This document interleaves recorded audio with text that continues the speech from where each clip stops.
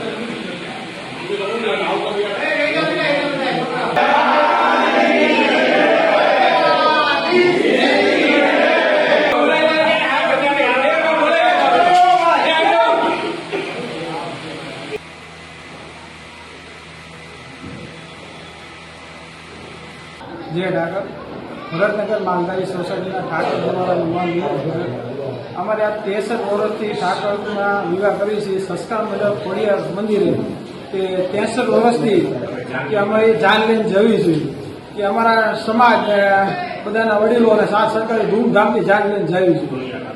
बोलो ठाकर बाबानी जय।